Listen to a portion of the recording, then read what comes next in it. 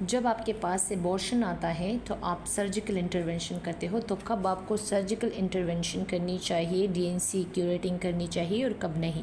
तो जब greater than 9 weeks की प्रेगनेंसी हो तो आपको करनी चाहिए, और जब लेस देन 9 वीक्स की प्रेगनेंसी हो तो आपको वहाँ पे डीएनसी क्यूरेटिंग की ज़रूरत नहीं है। जब आप डीएनसी एंड क्यूरेटाज करते हो तो क्या होता है, ये है पेरीमीट्रियम, ये है मायोमीट्रियम, ये है एंडोमेट्रियम, ये है एंडोमेट्रियम की फंक्शनल लाइनिंग, जहाँ पे आरपीओसीज रिटेन प्रोडक्ट ऑफ कंसेप्शंस यहाँ पे पड़ी हुई है। ठीक है, तो ये आरपीओसीज जब आप क्यूरेट करते हो तो आप इसको रिमूव कर लेते हो। ठीक है, क्यूरेट की वजह से आप जब भी क्यूरेटाज करते हो तो आप ये रिमूव कर लेते हो, लेकिन इस क्यूरेटिंग की वजह से ये जो एंडोमेट्रियल लाइनिंग है, ठीक है, आप यहाँ पे डैमेज कर लेते हो। ठीक है, आपने यहाँ पे डैमेज किया, यहाँ पे क्यूरेट की वजह से यहाँ पे डैमेज किया, तो आप जब इन चीज़ों को डैमेज करते हो तो यहाँ पे हीलिंग के लिए जो स्कार टिश्यू फॉर्मेशंस है वो स्टार्ट हो जाती है, और जब ये स्कार टिश्यू फॉर्मेशन स्टार्ट हो जाती है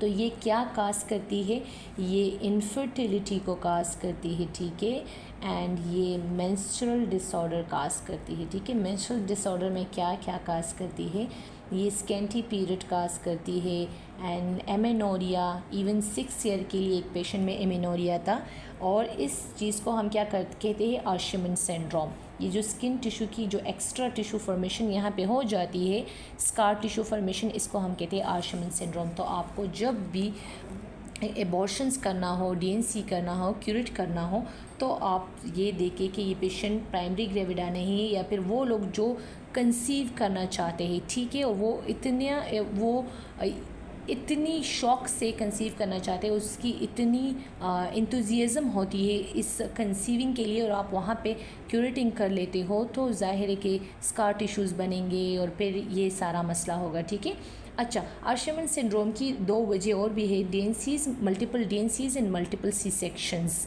ठीक है, जब multiple C section and multiple DNCs हो जाते हैं तो यहाँ पे जो स्कार टिश्यू फॉर्मेशन है वो हो जाती है।